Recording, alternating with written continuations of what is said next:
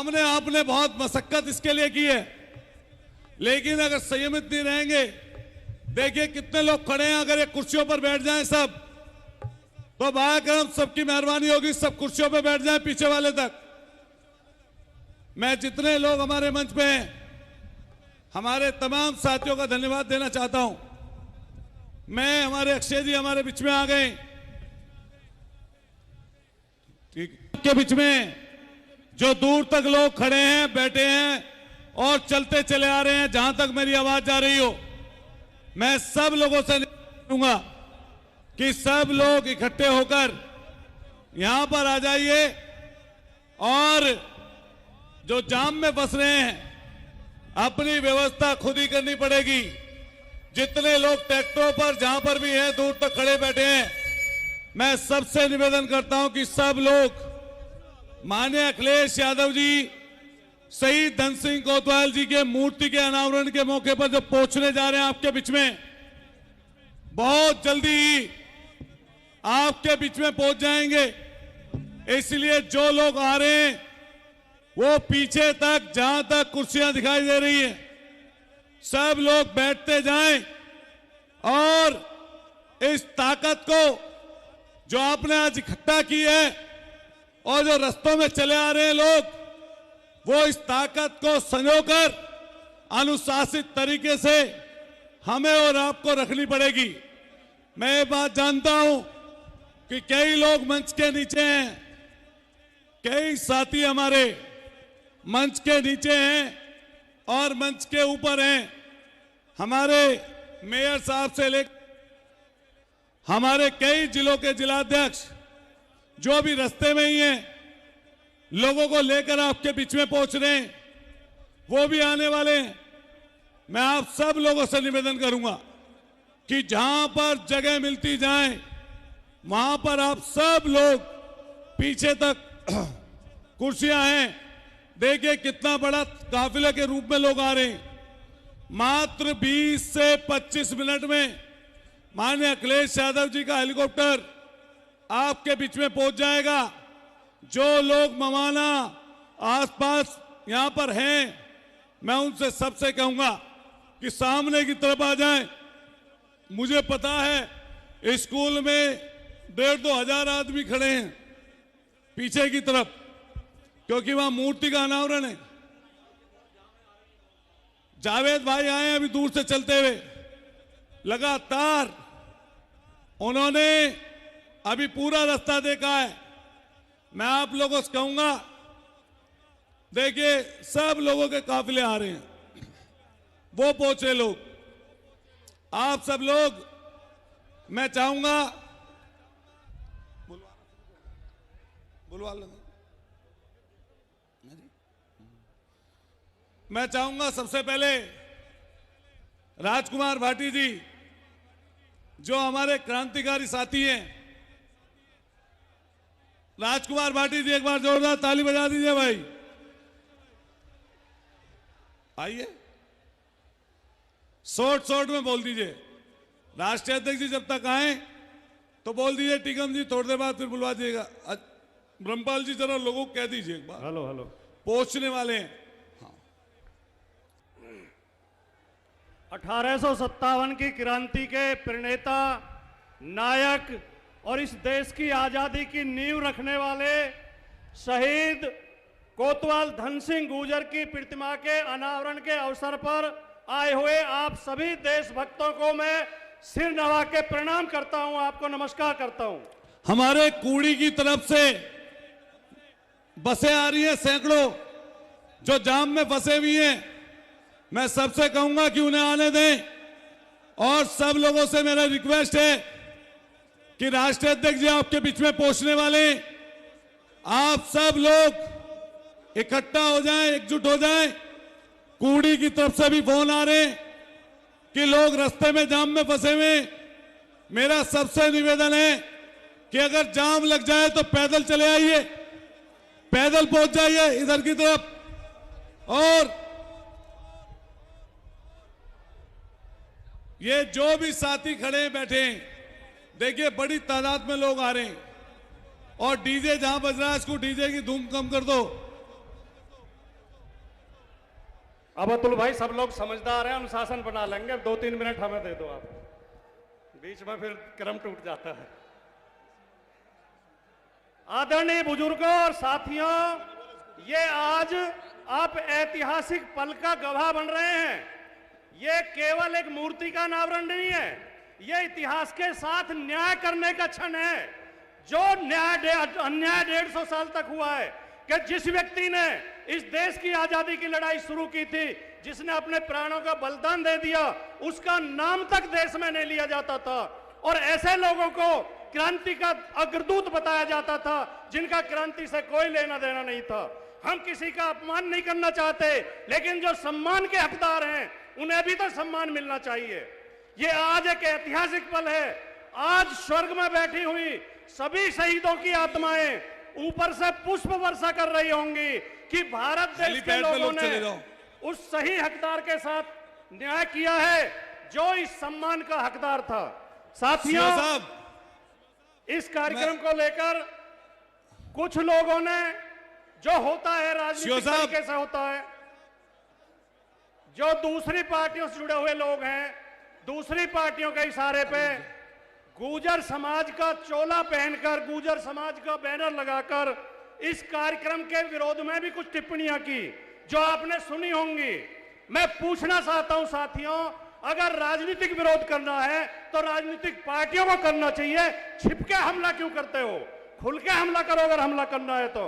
एक पार्टी ऐसी है इस देश में जो जातियों को लड़ाने का काम करती है, धर्मों को लड़ाने का काम करती है, नागरिकों में नफरत पैदा करती है, गुटबाजी पैदा करती है, हिंसा करवाती है। यह उसी पार्टी का षड्यंत्र है। वो लोग सवाल उठा रहे हैं कि समाजवादी पार्टी ने गुर्जर समाज के लिए क्या किया। मैं जिम्मेदारी के साथ कहना चाहता हूं, हालांकि यह गुर्जरों की सभा नहीं है, यह गुर्जर समाज की सभा नहीं है, यह सर्व समाज की सभा है। यह समाजवादी पार्टी के शानदार संघर्षशील नेता अतुल प्रधान की सभा है। लेकिन मैं फिर भी कहना चाहता हूं कि समाजवादी पार्टी ने गुर्जर समाज का जितना मान सम्मान किया है, जितने अधिकार दिए हैं, जितनी इज्जत दी है, किसी दूसरी पार्टी ने इस देश में नहीं दी। जब तक हमारे आदरणीय स्वर्गीय रामशरण दास जी जीवित रहे, वो समाजवादी पार्टी के प्रदेश अध्यक्ष रहे, नेताजी ने कभी उनको नहीं हटाया। उनकी मृत्यु के बाद 2012 में जब समाजवादी पार्टी की सरकार बनी, माननीय अखिलेश यादव जी ने उत्तर प्रदेश में रामशरण दास ग्रामीण सड़क योजना चलाई। केवल एकमात्र पार्टी है जिसने किसी गुर्जर के नाम पे कोई विकास की योजना चलाई हो इस देश में। साथियों, समाजवादी पार्टी ने 7 गुर्जरों को टिकट दिया था 2012 के चुनाव में, एक भी नहीं जिताया आप लोगों ने। लेकिन हमारी पार्टी ने, माननीय अखिलेश यादव जी ने, माननीय नेताजी ने आपके 3-3 नेताओं को विधान परिषद में भेजा और मंत्री बनाया, मंत्री का दर्जा दिया। और वो गद्दार आज उसी नेता को, शानदार नेता को छोड़ के डरा दिए गए। जो एक गुंडा जो आज देश की कमान जिसके हाथ में, उसने डरा के उनसे पार्टी छुड़वा दी गई। साथियों, हमारे एक नेता को राज्यसभा में भी भेजा, पार्टी का राष्ट्रीय महासचिव बनाया। किसी और पार्टी ने बनाया हो तो मुझे बताओ आप। और जो कहते हैं समाज के प्रति काम नहीं करते, मैं गवाह खड़ा हूं, मैं बताता हूं आपको। हमारे विजय सिंह पथिक पूरा देश जानता है कितने बड़े वो क्रांतिकारी थे और विचारक थे।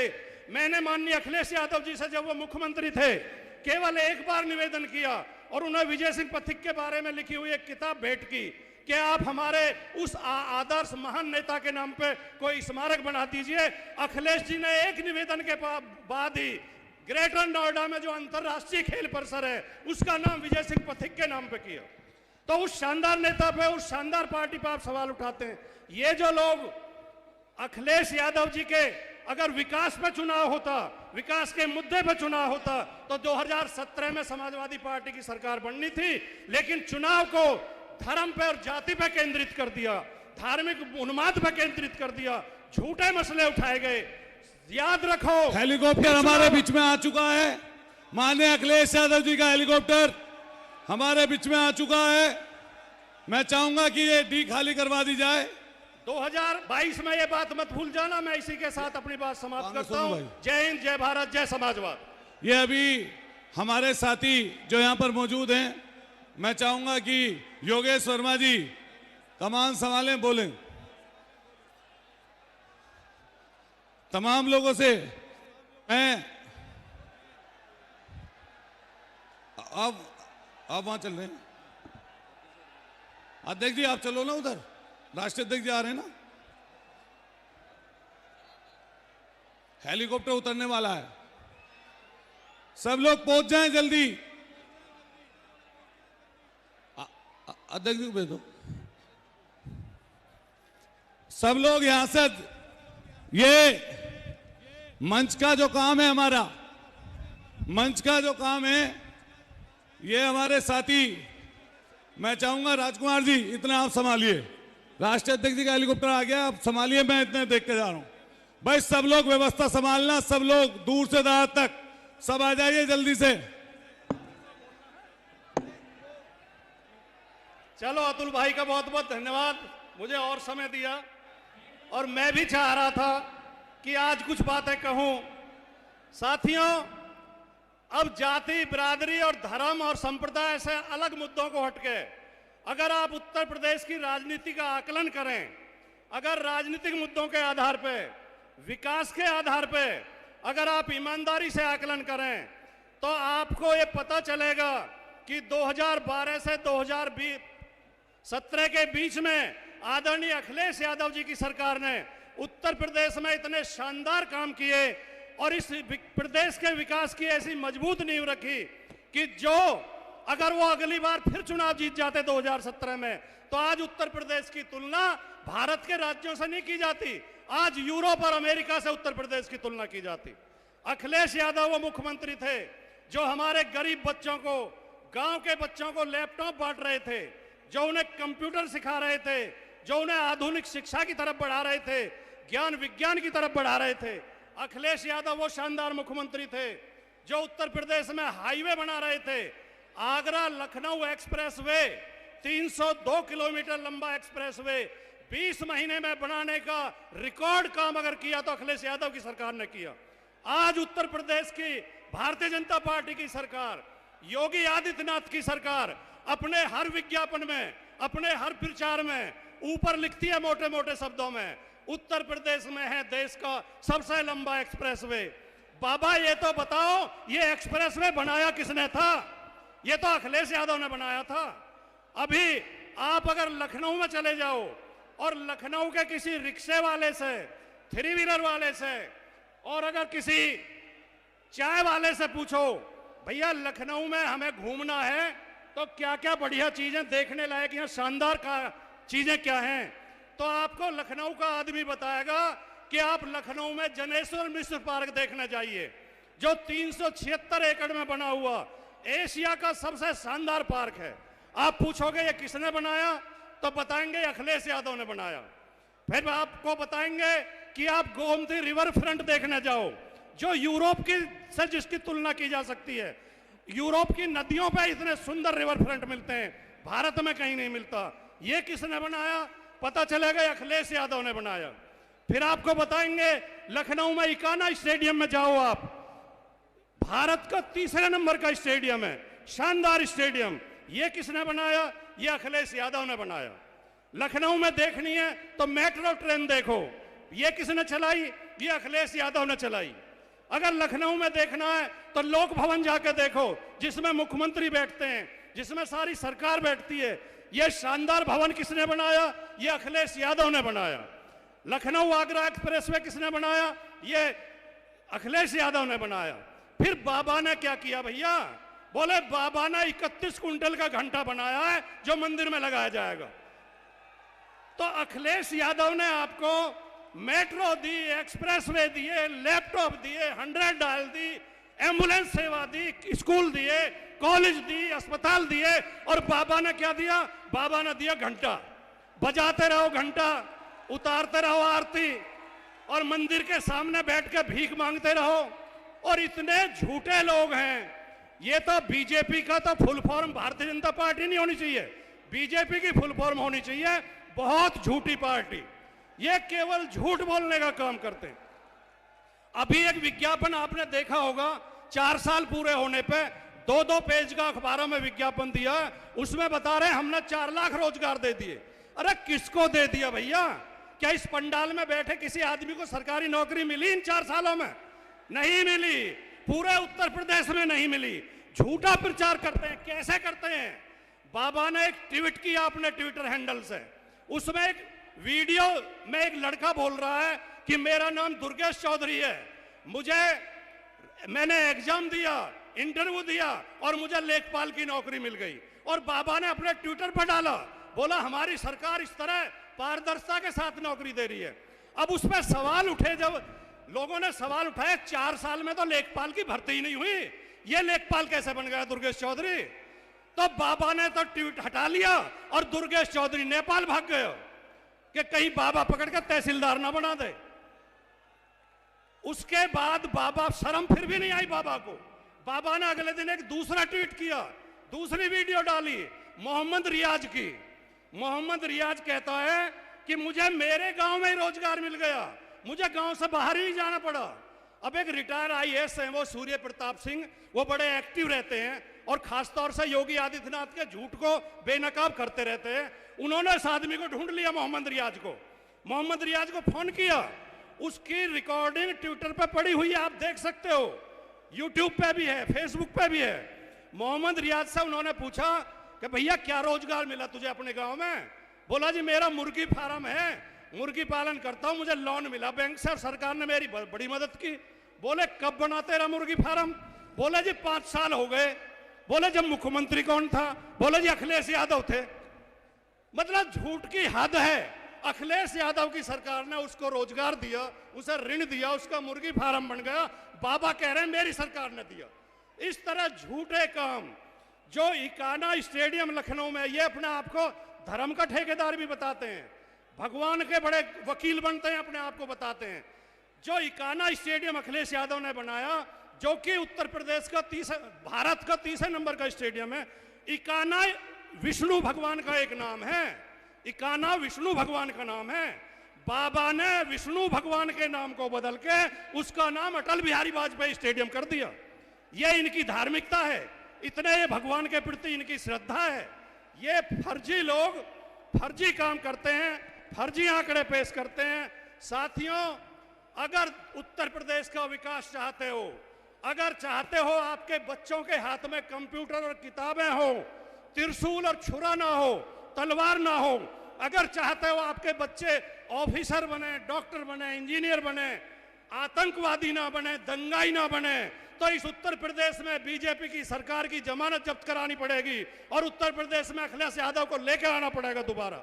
अगर अपने बच्चों का भविष्य चाहते हो, अगर अपने बच्चों का अच्छा उज्जवल भविष्य बनाना चाहते हो, उन्हें रोजगार चाहते हो, शिक्षा चाहते हो, तो इनके धोखेबाजी में मत आना। ये अभी बहुत फर्जी मुद्दे उठाएंगे, ये फर्जीवाड़ा करने के माहिर हैं। ये अफगानिस्तान की वीडियो को मुजफ्फरनगर की वीडियो बता के दंगे करा सकते हैं, ये कहीं के भी झूठी खबरें चला सकते हैं। इनकी बहकावे में मत आना। कुछ दिन के लिए, जब तक चुनाव हो, जो बिके हुए चैनल हैं जिन्हें गोदी मीडिया कहते हैं, वो चैनल देखने बंद कर दो, उन्हें बंद कर दो और असली खबरों पर ध्यान दो। और असली खबर यह है कि 4 साल में योगी आदित्यनाथ ने उत्तर प्रदेश को बर्बाद करके रख दिया है। हर महीने 100 से ज्यादा रेप, 100 से ज्यादा मर्डर, और कितनी लड़कियां थाने में रिपोर्ट लिखाने जाती हैं, उनकी रिपोर्ट नहीं लिखी जाती, वो आत्महत्या कर लेती हैं। कोई मिट्टी का तेल डालकर जल जाती है, कोई जहर खा लेती है। और बाबा की सरकार क्या करती है? बाबा की सरकार उनकी डेड बॉडी भी घर वालों को नहीं देती, घर वालों पे लठ बजा के जबरदस्ती रात के समय में उनकी डेड बॉडी जला दी जाती है। इस देश में केवल एक राजनीतिक पार्टी ऐसी है जो बलात्कारियों के समर्थन में सड़कों पर जुलूस निकालती है, उस पार्टी का नाम है भारतीय जनता पार्टी। केवल एक ही पार्टी ऐसी है जो हत्यारों को जेल से आने पे माला पहना के उनका स्वागत करती है, उस पार्टी का नाम है भारतीय जनता पार्टी। भैया सामने बैठ जाओ, पीछे वालों को दिक्कत हो रही है।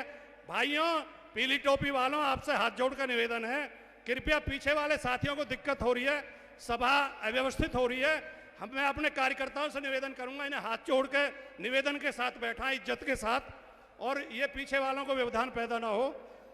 तो आप दी साहब किसी और को बुलवाओ, मैं पसीने आ गए अब तो। जो जय हिंद, जय भारत, जय समाजवाद।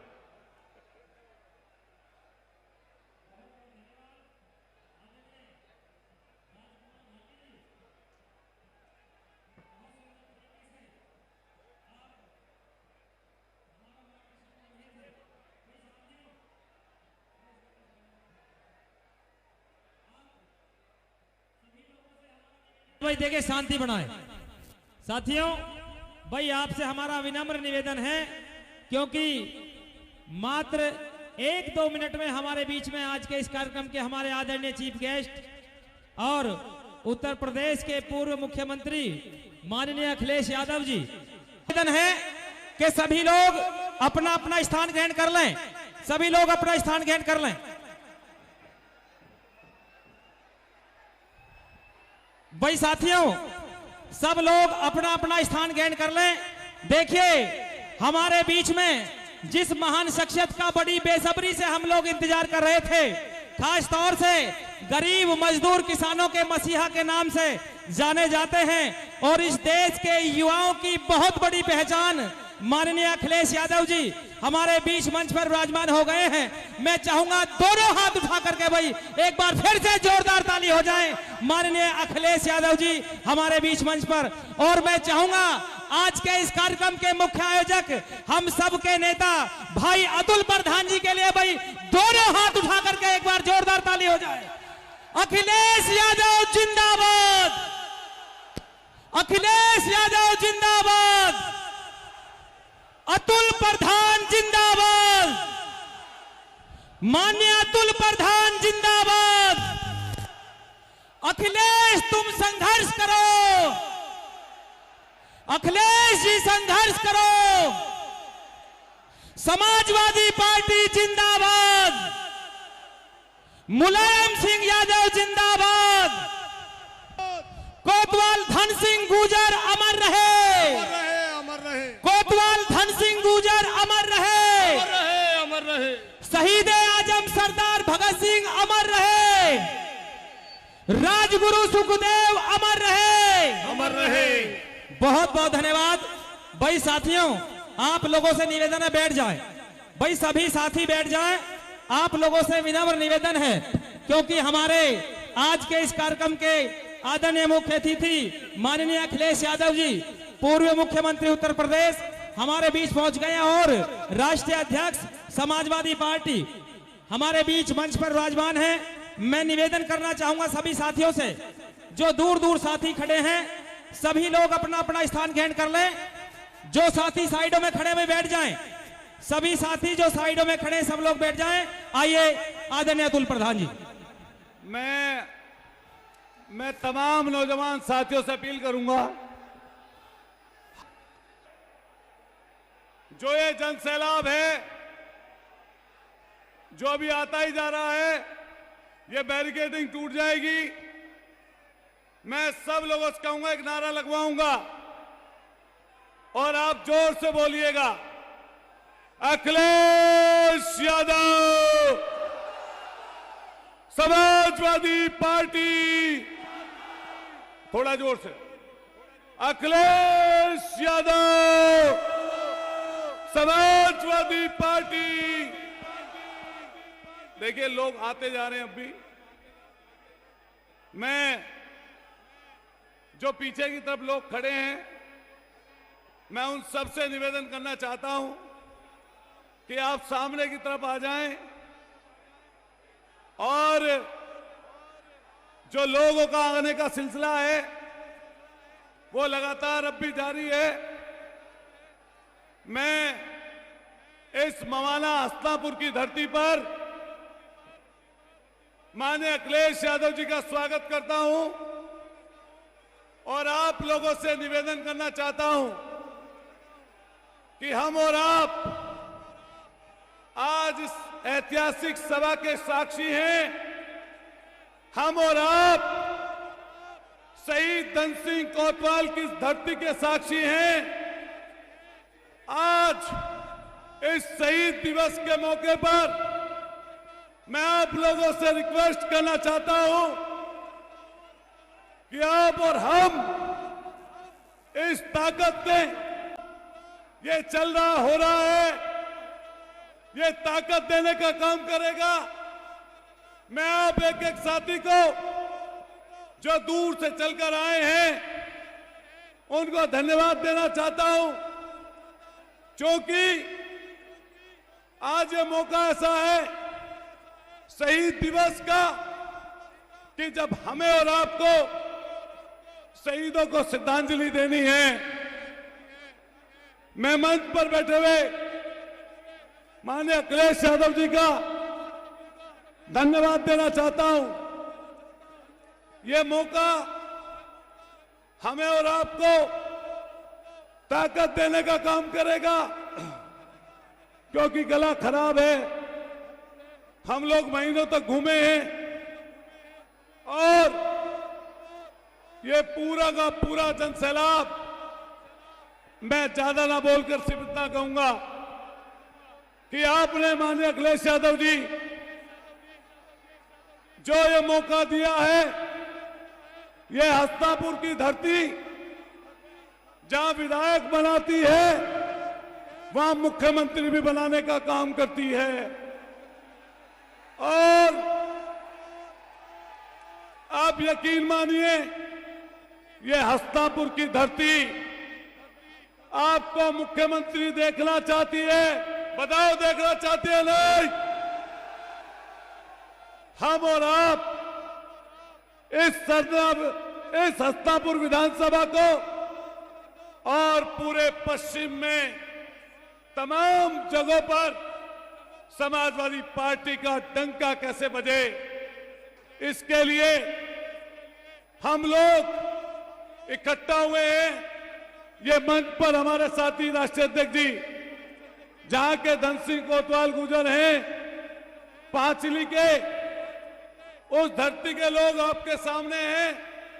मैं आप एक एक साथी से कहना चाहता हूं कि हस्तापुर के लिए, इस कॉलेज के लिए, इस संस्था के लिए, इस हस्तापुर की धरती के लिए हम लोग जी जान एक कर देंगे। मुझे पूरी उम्मीद है साहब, जब आप बोलेंगे तो मेरठ की इस क्रांतिकारी धरती और हमारे समाज, जो गुर्जर समाज, यहां पर सब बिरादरियों के लोग हैं, हिंदू और मुसलमान सब, हिंदू और मुसलमान सब, हर जाति हर वर्ग के लोग। लेकिन मैं स्पेशली कहना चाहता हूं, आपने जो गुर्जर समाज के लिए काम किया, आपने जो 36 बिरादरियों के लिए काम किया, लेकिन आज ये ऐसा मौका है,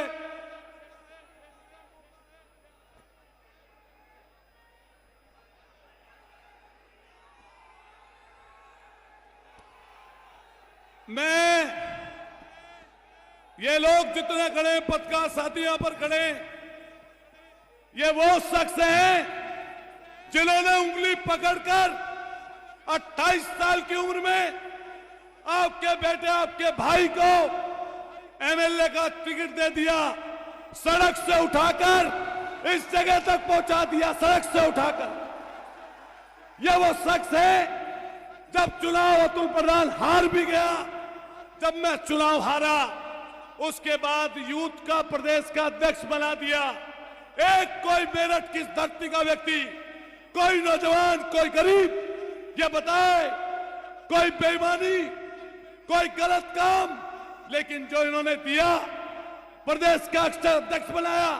ये सीमा प्रधान बैठी है, सीमा प्रधान, इनको जिला पंचायत का अध्यक्ष बनाया, बनाया नहीं बनाया बताओ? और जब बनाया, जब एमएलए का चुनाव हम हार गए थे, उसके बाद भरोसा नहीं टूटा, फिर एमएलए का टिकट दिया, हम फिर हार गए।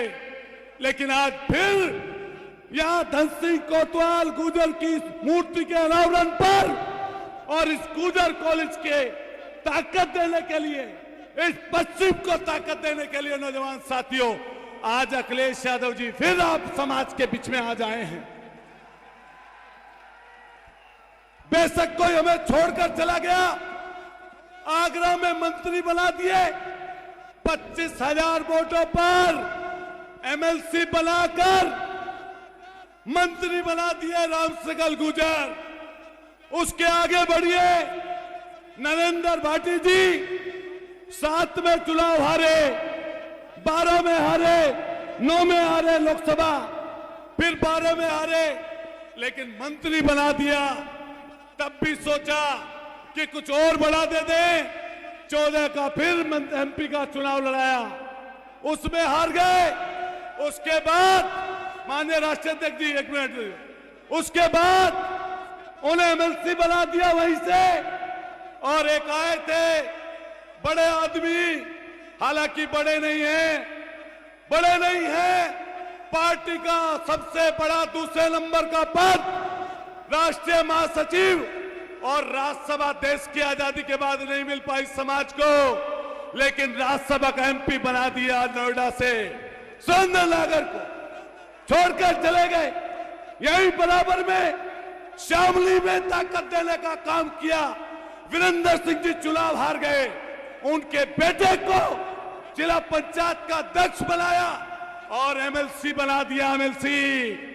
और इस मेरठ की धरती पर अगर ताकत देने का किसी ने काम किया तो ये शख्स बैठे हैं जिन्होंने हमारे समाज को ताकत दी है, ताकत देने का काम किया। और ऐसे अनगिनत पद हैं, जिलाध्यक्ष, तमाम चीजें दे दी। लेकिन मैं आपसे भरोसा चाहता हूं दोस्तों, साथियों, क्या भरोसा टूटेगा तो नहीं? हस्तापुर के लोगों, एक बार हाथ खड़े करके बता दो, पीछे तक हाथ खड़े करके बता दो कि अखिलेश यादव जी मुख्यमंत्री बनने जा रहे हैं। बताओ, हस्तापुर को जिता दोगे? मेरे गुर्जर भाइयों सहित हिंदू और मुसलमान, सैनिक, कश्यप, ठाकुर, जाट, तमाम बिरादरी के लोगों से पूछना चाहता हूं, इस मंच के लोगों से पूछना चाहता हूं, यह हस्तापुर की धरती, यह हस्तापुर की धरती क्या बनाएगी मुख्यमंत्री अखिलेश यादव जी को? मैं अखिलेश यादव जी से कहना चाहता हूं कि मरते दम तक इस खून का कतरा मेरे परिवार, मेरा एक एक व्यक्ति, चाहे कुछ हो जाए, जब मां मर गई, जब पिताजी की हत्या हो गई, कोई घर में नहीं, अगर किसी ने मदद की हमारी, अगर किसी ने मदद की तो वह ये शख्स है अखिलेश यादव, जिसने ताकत देने का काम किया। कुछ चूक कुछ चीजें होती रहती हैं, साफ षड्यंत्र बहुत षड्यंत्र हैं, लेकिन हम इतना वादा करते हैं साफ जी जान से, अपने परिवार, और हम जिसको भी आपके साथ जोड़ेंगे, ये योगेश वर्मा जी यहां पर बैठे हैं, हम जिसको भी आपसे जोड़ेंगे पार्टी की ताकत बढ़ाने के लिए जोड़ेंगे। पार्टी हल्की हो, हम हल्के होंगे। आप मुख्यमंत्री थे, हम तो विधायक नहीं थे, लेकिन हम जानते हैं 540 करोड़ की सड़क, छोटा काम, बड़ा काम, एक भी कोई ऐसी चीज नहीं जो आपने ना दी हो। मैं लोगों से कहूंगा, मंच पर बैठे हुए नेतागणों से भी कहूंगा कि जब जब मौका आएगा, जब जब चीजें आएंगी, हम विश्वास दिलाते हैं, हम खून का कतरा बहा देंगे। और किसानों, नौजवानों और बड़े बुजुर्गों, ये जनसैलाब जो दूर तक है, इकट्ठा है, मैं आपको धन्यवाद देना चाहता हूं जो हमारे बुलावे पर यहां तक पहुंचे। महीनों से जो लगे हैं, मैं उनको धन्यवाद देना चाहता हूं। और हमसे साहब कोई चूक हो जाए तो आपसे हम लोग माफी चाहते हैं।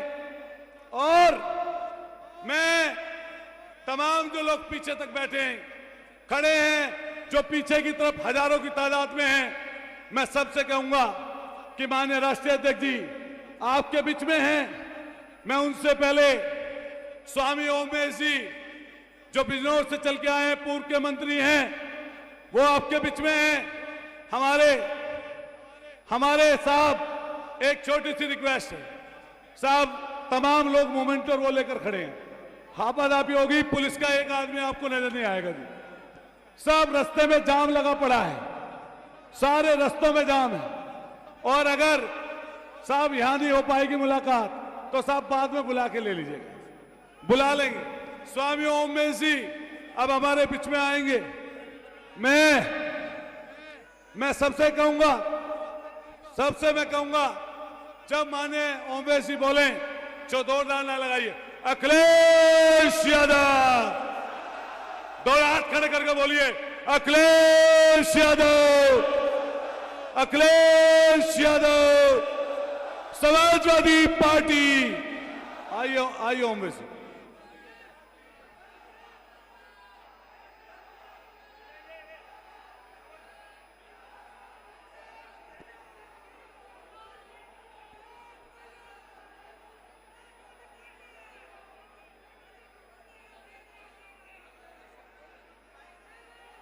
सो के शहादत शहादत के दीवानों से पूछूंगा, अरे सो के शहादत शहादत के दीवानों से पूछूंगा, मर मिटने की तमन्ना मैं बेदारों से पूछूंगा, ए मीनारों तुम्हारी बुलंदी कुछ भी नहीं, मैं अखिलेश यादव का पता चांद और सितारों से पूछूंगा, चांद और सितारों से पूछूंगा। आदर और सम्मान के योग्य मवाना की इस क्रांतिकारी धरती पर कोतवाल धन सिंह गुर्जर की प्रतिमा का अनावरण करने आए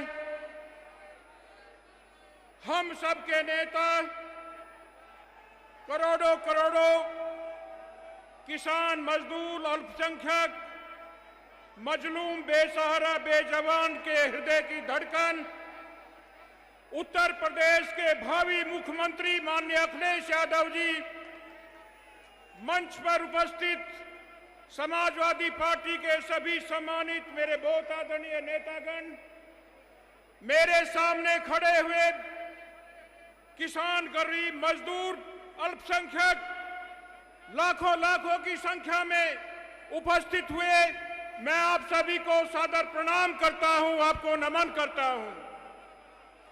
इससे पहले कि मैं आप लोगों के सामने अपने विचार रखूं, मैं पूज्य धन सिंह गुर्जर जिन्होंने 1857 की क्रांति का बिगुल बजाया था, उनको श्रद्धांजलि अर्पित करता हूं, उनको नमन करता हूं।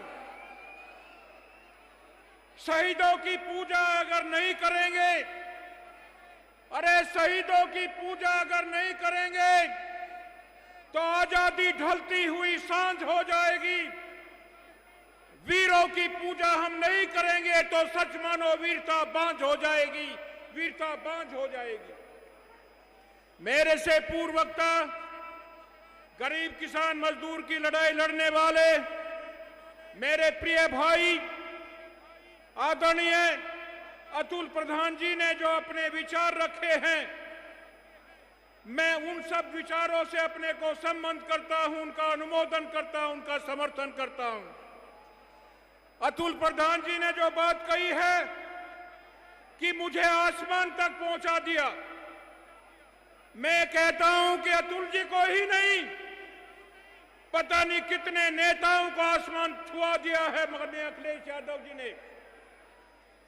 अभी मैं बहुत मुश्किल से आया था यहां मंच के पास में, आया, मैंने कहा कि मैं मंच पर जाना चाहता हूं, तो मुझे रोक दिया कि आपका नाम लिस्ट में नहीं है। मैंने सोचा कैसे जाऊंगा मंच पर, तो वहां पर माननीय अखिलेश यादव जी आए। पूरी ताकत लगा करके मैं माननीय अखिलेश यादव जी के सामने चला गया। माननीय अखिलेश यादव जी, माननीय यादव जी, मैं आपके सामने चला गया। आपने मुझे कहा कि मंच पर चलो स्वामी जी, तो मैंने यहां पर आकर के कहा कि मुझे यादव जी ने मंच के लिए बोल दिया है। तो मैं इस बात को इसलिए बताना चाहता हूं, अखिलेश जी जिसको भी चाहें धरती से उठा करके आसमान पर पहुंचा सकते हैं। ये अखिलेश यादव जी हैं। अखिलेश यादव जी ने मेरी तुलना उत्तर प्रदेश के मुख्यमंत्री योगी जी से कर डाली थी। इसलिए मैं ज्यादा न कहता हुआ आप लोगों से निवेदन करना चाहता हूं, आप लोगों से आग्रह करना चाहता हूं, अगर भारतीय जनता पार्टी की सरकार से छुटकारा पाना है, सांप्रदायिकता को खत्म करना है, हिंदू और मुसलमान वाली बात को नहीं चलाना है, तो माननीय अखिलेश यादव जी को मुख्यमंत्री बनाना पड़ेगा। एक बार सभी हाथ उठा करके संकल्प करेंगे। आज हम सभी बोले, आज हम सभी ईश्वर को, खुदा को साक्षी मानकर संकल्प करते हैं कि 2022 में माननीय अखिलेश यादव जी को मुख्यमंत्री बनाने का काम करेंगे। ईश्वर खुदा हमारी मदद करे। सभी का बहुत बहुत धन्यवाद। सभी को नमस्ते। अभी अखिलेश यादव जी बोलेंगे, उससे पहले मैं नारे लगवाऊंगा 2-3 दूर तक, जहां तक आवाज जाए, जो लोग सुन रहे हो जोर से बोलें, अखिलेश यादव। जोर से, समाजवादी पार्टी।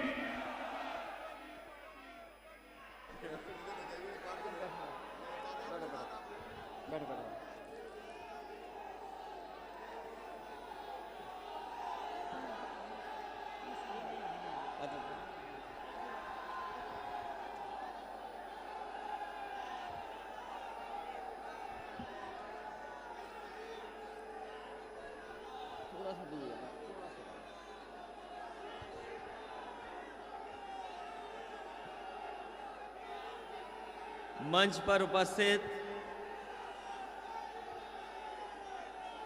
समाजवादी पार्टी के बड़ी संख्या में नेतागण, मंच पर उपस्थित हमारे बाईं तरफ बैठे थे स्वामी अमरेश जी, मंच पर समाजवादी पार्टी के सभी संगठन के, क्योंकि नाम लेना बहुत मुश्किल है, सभी जिले के जिलाध्यक्ष, सभी पूर्व विधायक, पूर्व मंत्री, पूर्व सांसद,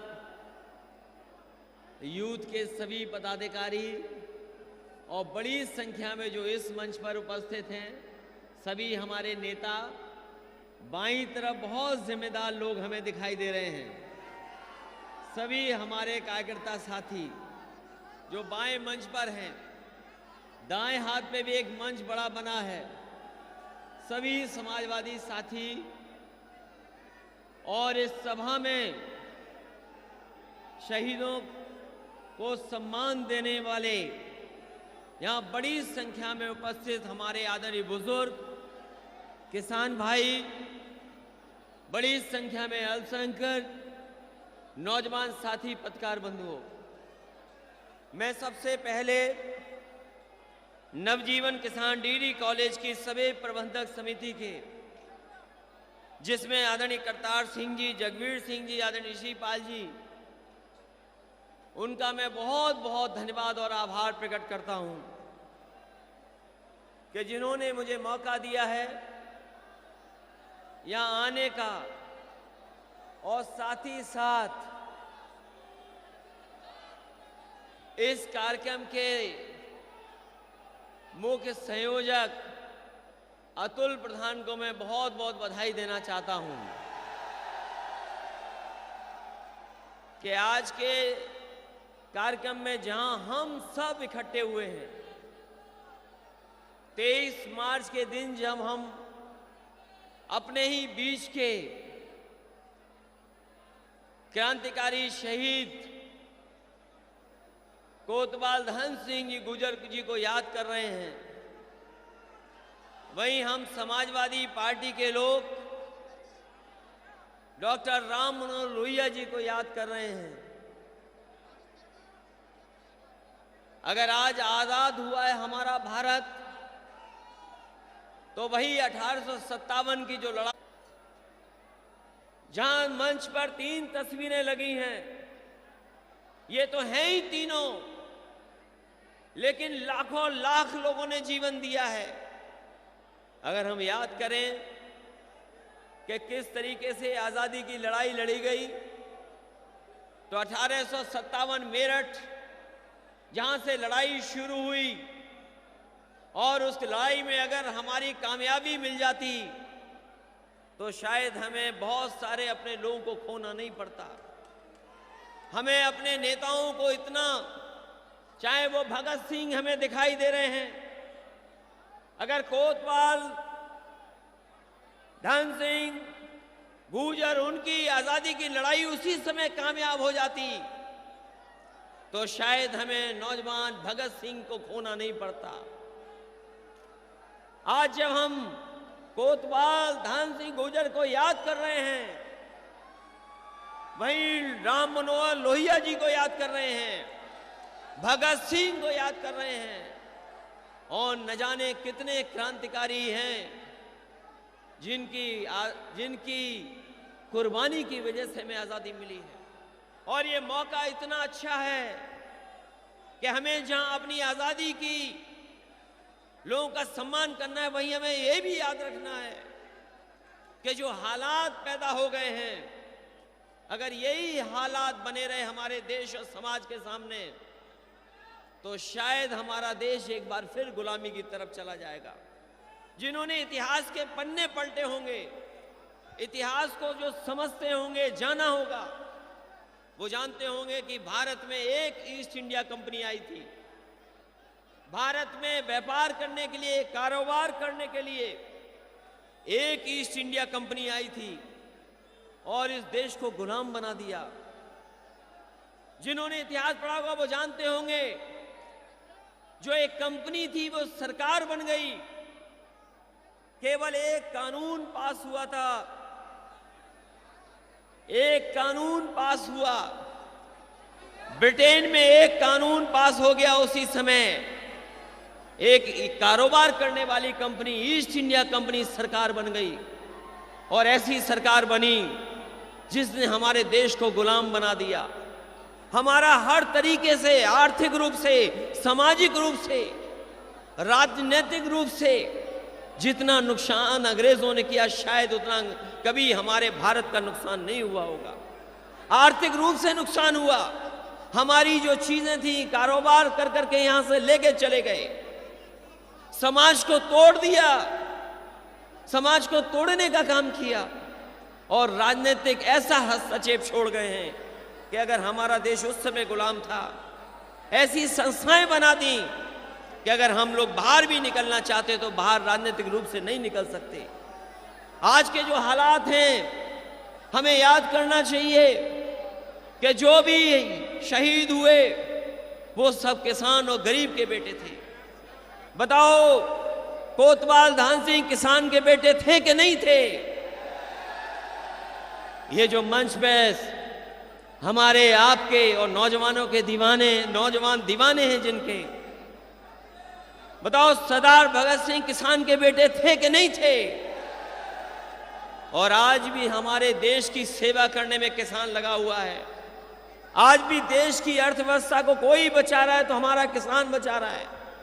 हमारी अगर सीमाओं की कोई रक्षा कर रहा है तो उसी किसान के बेटे, वही नौजवान जो जवान वहां सीमा पर खड़े हैं, वही हमारे देश की रक्षा कर रहे हैं।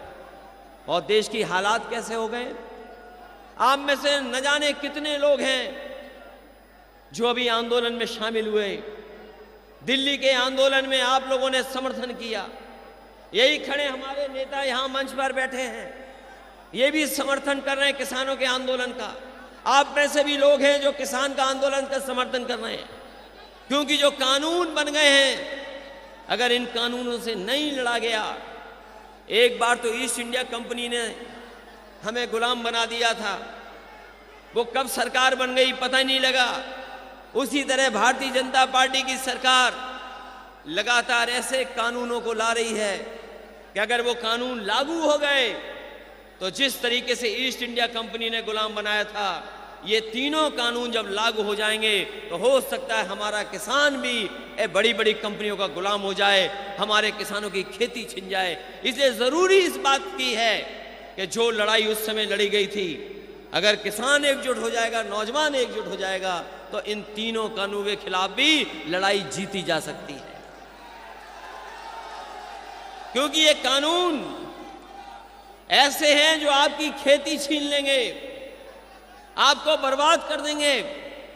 हम जानना चाहते हैं, अगर ये कानून अच्छे थे तो हमारे किसान क्यों आंदोलन कर रहे हैं? अगर ये कानून में अच्छाई थी तो अभी भी तीनों सीमाओं पर किसान बैठे हुए हैं। हमें खुशी है इस बात की कि पंजाब और हरियाणा के किसानों ने न केवल पंजाब हरियाणा के किसानों को जगाया, बल्कि वहां के किसानों ने पूरे देश के किसानों को जगाने का काम किया है। मैं बधाई देता हूं किसानों के आंदोलन चलाने वालों को कि उनके आंदोलन की वजह से किसान जाग गया है और किसान जानता है कि जब तक उसका हक नहीं मिलेगा तब तक किसान उस आंदोलन से पीछे हटने वाला नहीं है। मुझे खुशी इस बात की कि आज जब हम शहीदों को याद कर रहे हैं, जब आंदोलन में जरूरत पड़ी थी कि यहाँ के लोग पहुंचे, तो यहीं के नौजवान भी वहां पर जाकर के समर्थन किए थे। यही अतुल प्रधान ने भी समर्थन किया था, यहाँ के नौजवानों ने भी समर्थन किया था और उसका परिणाम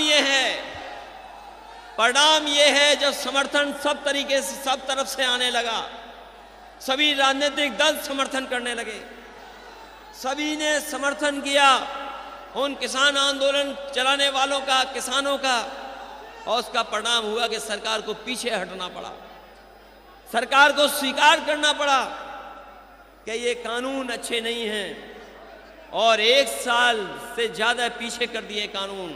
और हम तो कहते हैं कि आने वाले समय में बंगाल से चुनाव हार गई भारतीय जनता पार्टी और अगर उत्तर प्रदेश की जनता ने भारतीय जनता पार्टी को हरा दिया तो ये तीनों कानूनों का पता नहीं लगेगा, भारतीय जनता कभी ये 3 कानून लागू नहीं कर पाएगी।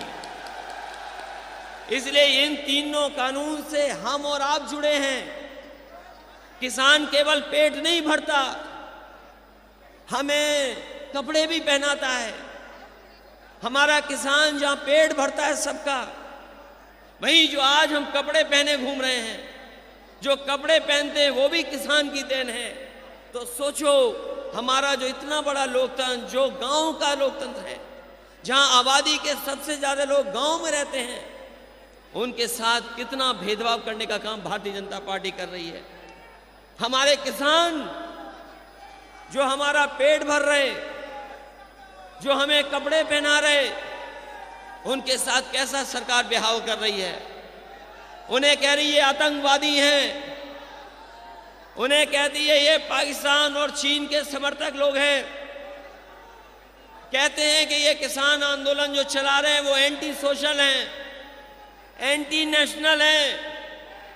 मैं इतने लोगों के सामने कहना चाहता हूं, बड़ी जिम्मेदारी से पत्रकार साथियों के सामने, कि जो लोग इस आंदोलन को, किसानों के आंदोलन को बदनाम कर रहे हैं, जो किसानों पर आरोप लगा रहे हैं, जो किसानों को कह रहे हैं कि ये दलाल हैं, आतंकवादी हैं, मैं उनसे कहना चाहता हूं, जो किसानों का आंदोलन खत्म करना चाहते हैं वो सबसे एंटी सोशल, एंटी नेशनल लोग हैं जो हमारे किसानों का आंदोलन खत्म करना चाहते हैं। बताओ किसान भाइयों, आपका भी धान था खेतों में, धान का एमएसपी कहां मिल गया आपको? हमारे किसानों को धान का एमएसपी नहीं मिल पाया। 1800 रुपए जो सरकार ने तय किए वो किसी किसान को नहीं मिले। बताओ किसी किसान को मिले हो तो बता दो हमें।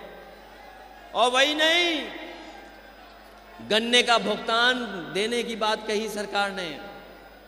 यही भारतीय जनता पार्टी के लोग कहते थे 1 हफ्ता 2 हफ्ता तब होंगे जब हमारे किसानों का गन्ने का भुगतान हो जाएगा। आज भी वेस्टर्न यूपी में सबसे ज्यादा किसानों को इंतजार करना पड़ रहा है, अभी भी गन्ने का पूरा भुगतान नहीं हुआ है। बताओ किसान भाइयों, कहां भुगतान हो गया आपका? अगर भुगतान हुआ हो तो बताओ। और 4 साल से सरकार चल रही है, जश्न मना रही है सरकार, जश्न मनाने का काम कर रही सरकार। बताओ आपके गन्ने की कहीं कीमत बढ़ाई हो तो बता दो आप। जो कीमत सरकार, समाजवादी लोगों ने बढ़ाई, उतनी कीमत अभी तक ये नहीं बढ़ा पाए हैं। हमारे किसानों के सामने महंगाई कर दी। ये डीजल, ये पेट्रोल, बताओ कितना महंगा हो गया डीजल और पेट्रोल। लगातार महंगा होता चला जा रहा है। ऐसा तालमेल व्यापार का और राजनीति का कभी किसी ने नहीं देखा होगा। ऐसा तालमेल व्यापारियों का और राजनीति करने वाले जो राजनेता सत्ता में हैं उनका इतना तालमेल कभी नहीं देखा होगा कि अगर मुनाफा हो रहा है तो उद्योगपतियों का हो रहा है, बड़े लोगों का हो रहा है। अभी मुनाफा हमारे गरीब किसान का नहीं हो पा रहा। ऐसा तालमेल पूरे देश के राजनीतिक इतिहास में किसी ने नहीं देखा होगा। हम तो जानना चाहते नहीं भारतीय जनता पार्टी के लोगों से कि ये जो मुनाफा कमा रहे हो डीजल पेट्रोल से, आखिरकार इसका पैसे का मुनाफा जा कहां रहा है? ये जो डीजल पेट्रोल महंगा हो रहा है, इसका मुनाफा आखिरकार किसके पास जा रहा है? जिस देश की बैंकें डूबने लगे, जिस देश का किसान रोने लगे और जिस देश का किसान नौजवान के हाथ में काम, नौकरी, रोजगार ना हो। सोचो कभी किन बातों को लेकर के आजाद हुआ है देश। हमारे शहीदों ने जान दे दी, फांसी के फंदे पर लटक गए, लाखों लाखों लोगों की जान चली गई, गांव उजाड़ दिए गए, जो आए तोप के गोले से उड़ा दिए गए। बताओ, इसलिए तो नहीं कि हमारा देश पीछे चला जाएगा। किसान का हालात क्या है? और जिस देश के किसान पिछड़ जाएं, खेती बर्बाद होने लगे, जिस देश की बैंक डूबने लगे और जिस देश के नौजवानों के हाथ में नौकरी ना हो, तो बताओ वो देश आगे कैसे जाएगा? यही लोग जो सपना दिखा रहे हैं विश्व गुरु का, ये विश्व गुरु का सपना देखने वाले लोग, बताओ विश्व गुरु कैसे बनेगा? हमारे नौजवानों के हाथ में नौकरी नहीं होगी, रोजगार नहीं होगा, तो विश्व गुरु कैसे बन जाएगा? कैसे विश्व गुरु बनेगा? और इतने झूठे वादे किसी सरकार ने नहीं किए होंगे जितने वादे झूठे सरकार ने किए हैं। आज तक जितने फैसले सरकार ने लिए हैं, सब फैसले गलत हैं। याद करो, हमने आपने न जाने कितनों ने भरोसा कर लिया कि नोटबंदी हो जाएगी तो भ्रष्टाचार खत्म हो जाएगा।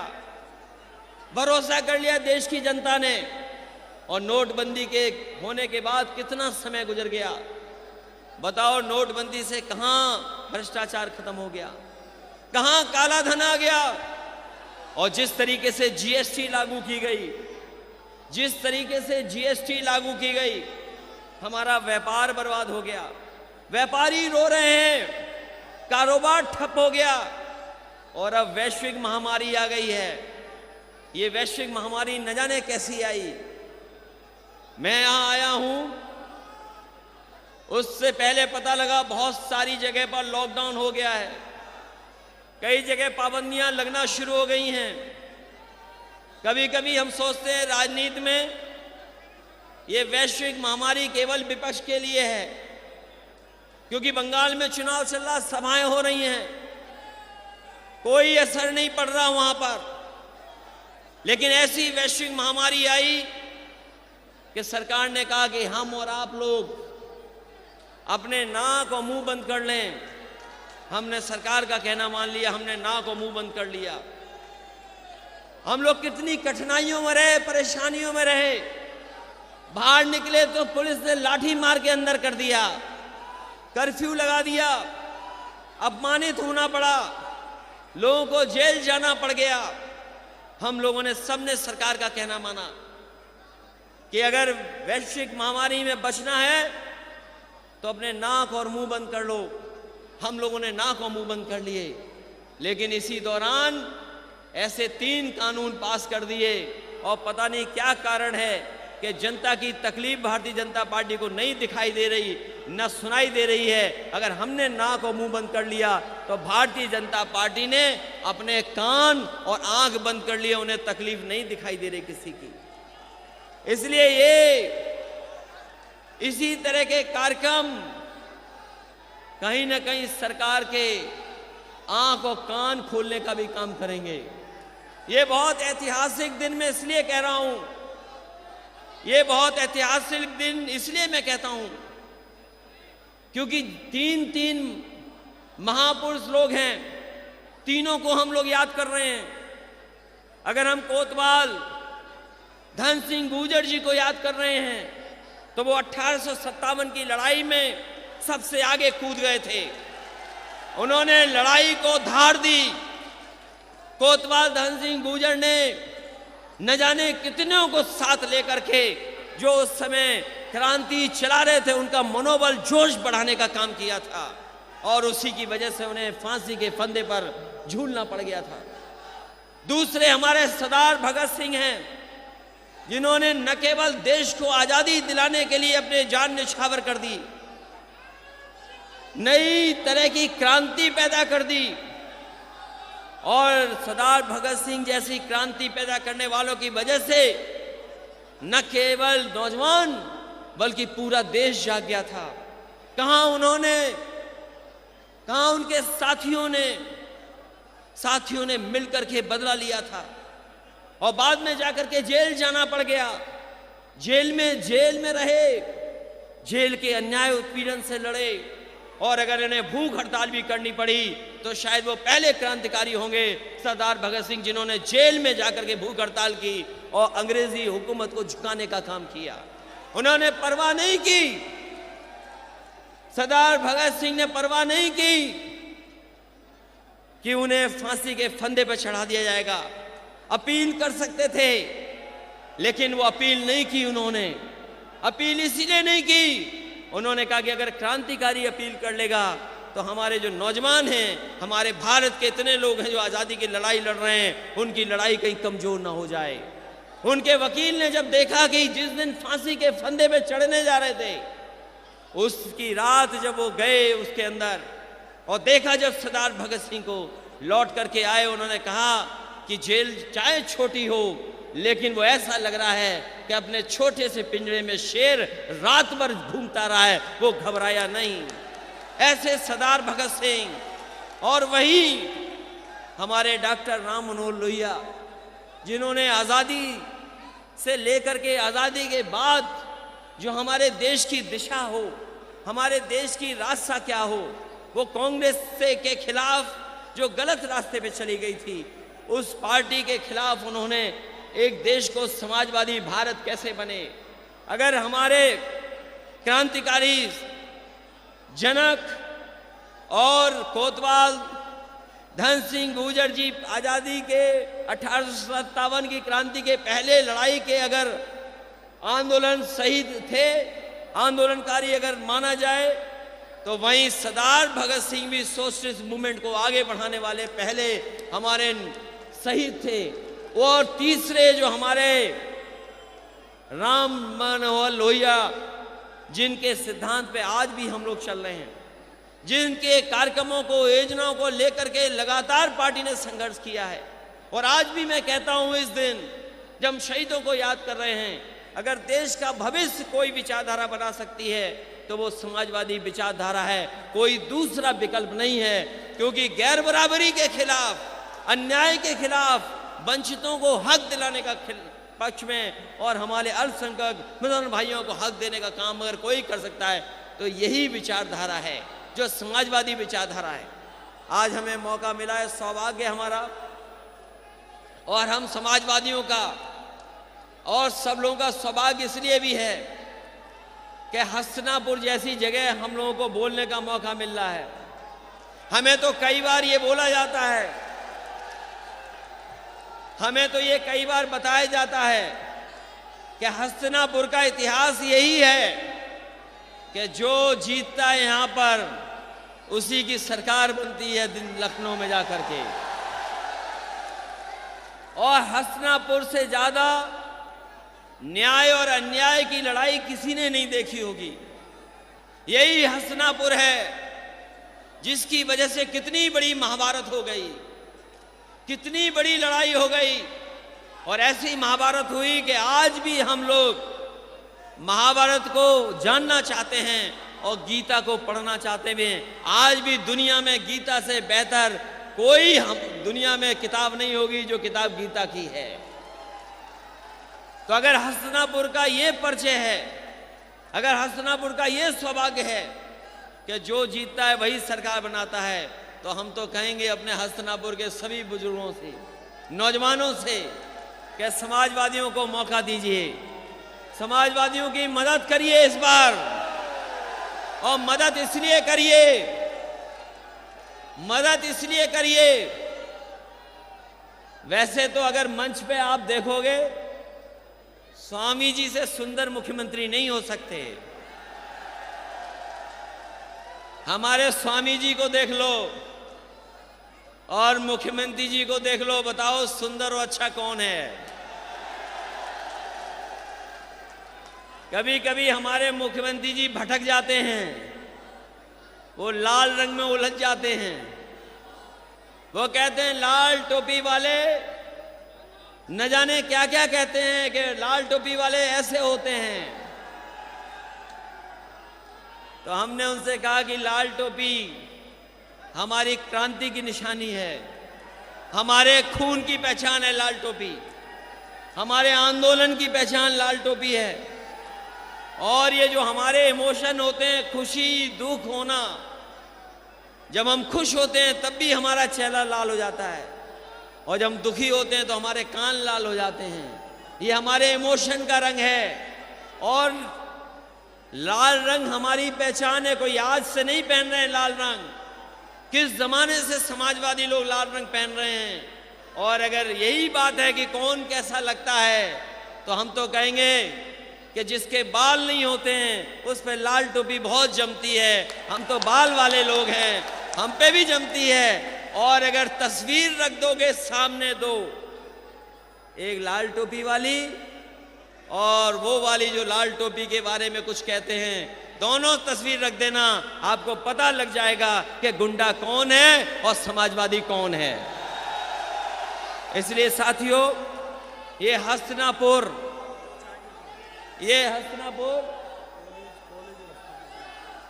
मैं आपको भरोसा दिलाता हूं कि अगर हस्तिनापुर का ये इतिहास है कि जो जीतता है वही सरकार बनाता है, तो मैं भी हस्तिनापुर और यहां के लोगों को भरोसा दिला के जा रहा हूं कि जिस तरीके से समाजवादियों ने काम किए हैं, अगर सबसे बड़ी योजना और विकास में आगे ले जाना पड़ा तो हस्तिनापुर सबसे पहले विकास में आगे जाएगा। समाजवादी सरकार बनेगी तो सबसे महत्वपूर्ण बड़े फैसले यहाँ होंगे। वहीं हम कॉलेज के लोगों को बधाई और धन्यवाद देंगे जिनकी वजह से हमें आने का मौका मिला है। नवजीवन डिग्री कॉलेज के हमारे जितने भी प्रबंधक लोग हैं, जो बुजुर्ग हमसे दिल्ली में भी मिले, हम उन्हें भरोसा दिलाते हैं इस डिग्री कॉलेज को और अच्छा बनाइए और नए नए कोर्स लाइए, क्योंकि समय बदल गया है। आज पढ़ाई की चीज़ें बदल गई हैं, नए नए कोर्सेज हैं, नए कोर्सों से नई नौकरियां हैं। पुराना वाला ज़माना दूसरे तरीके का था, ये नया ज़माना इंटरनेट का है, रफ्तार का है, इसलिए दूसरे तरह की पढ़ाई है। जहां किसी तरह का आपको सहयोग की ज़रूरत होगी तो समाजवादी पार्टी, चाहे मैं सरकार से भी मदद करनी पड़े, आपकी मदद आने वाले समय में करेंगे, जिससे ये संस्था और आगे बढ़ करके और बच्चों का भविष्य बेहतर करे। इसलिए इन्हीं शब्दों के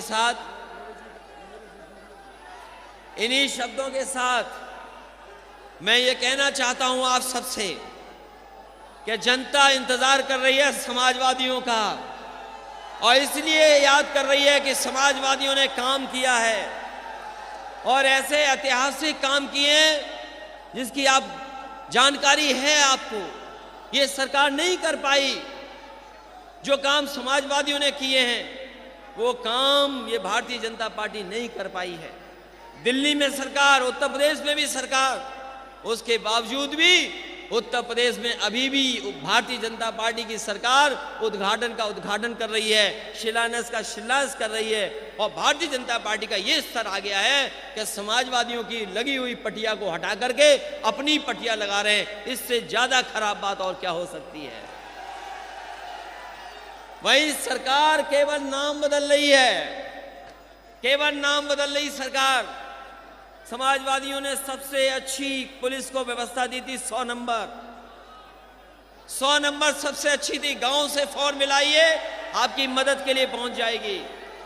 लेकिन सरकार ने नाम बदल दिया, 112 कर दिया, 100 का 112 कर दिया। गाड़ी वही है, पुलिस वही है।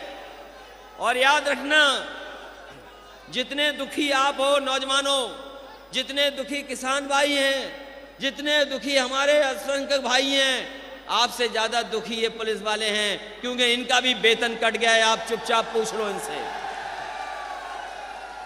इस वैश्विक महामारी में कोई नहीं बचा, इनका भी वेतन चला गया और हजारों रुपए में चला गया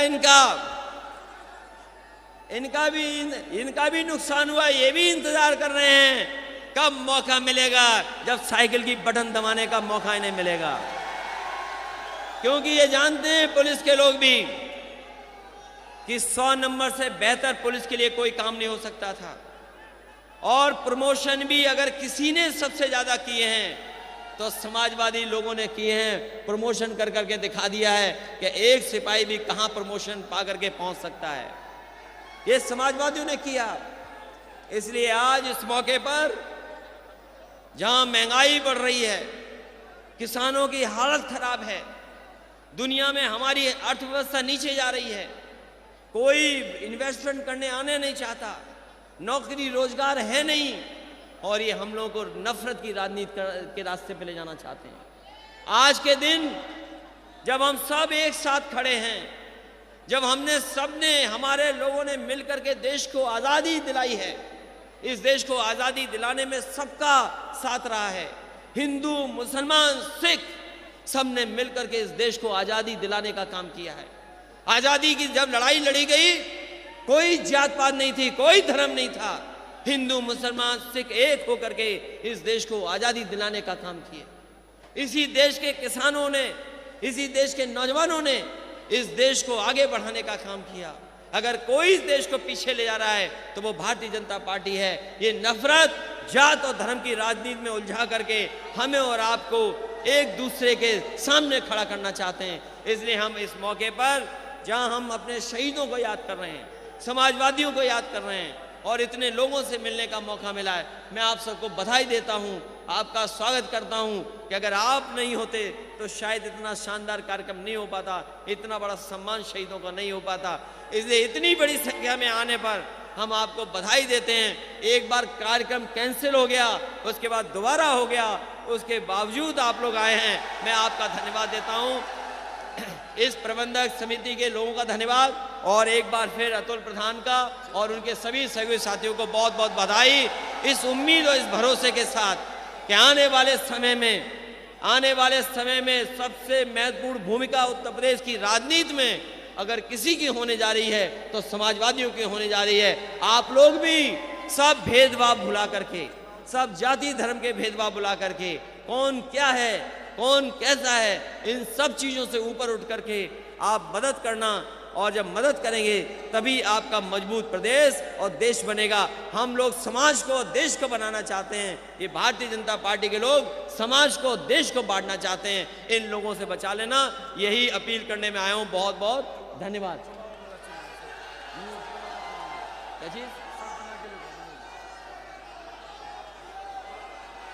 इसलिए इन्हीं शब्दों के साथ अतुल प्रधान को कई बार हम लोगों ने लड़ाया। कितनी बार लड़ा दिया हम लोगों ने, और हमारे बहुत सारे साथी एक्स हो गए हैं, एक्स आप भी हो गए, अरे हमारे बहुत सारे साथी एक्स हो गए, पूर्व हो गए। इसलिए सभी से हमारी अपील है कि इनको तो बनाओगे ही बनाओगे, लेकिन जितने पूर्व हो गए हैं उनको भी बना दोगे तभी सरकार बनेगी, वरना सरकार नहीं बनेगी। और याद दिला रहा हूं मैं आपको, बंगाल का चुनाव आप देख रहे हो कैसा हो रहा है, बंगाल का चुनाव आप देख रहे हो कैसा चुनाव चल रहा है। बीजेपी हर हथकंडा अपनाएगी, उनके पास विजन के नाम पर केवल टेलीविजन है, विजन के नाम पर केवल टेलीविजन है, कोई विजन नहीं है। उन्होंने उत्तर प्रदेश को पीछे किया है, और उत्तर प्रदेश अगर खोएंगे तो देश की राजनीति में दिल्ली खो देंगे। इसलिए असली लड़ाई आपको लड़नी है, असली लड़ाई आपको लड़नी है, और असली मदद अगर कोई करेगा देश की तो आप करेंगे, क्योंकि उत्तर प्रदेश में भारतीय जनता पार्टी को रोक देंगे तो आप संविधान और देश बचा लेंगे। यही आपसे मैं निवेदन करना चाहता हूं, इन सब की मदद करना। बहुत बहुत धन्यवाद। एक बार फिर मैं शहीदों को याद करते हुए आप सबका बहुत बहुत धन्यवाद और आभार प्रकट करता हूं।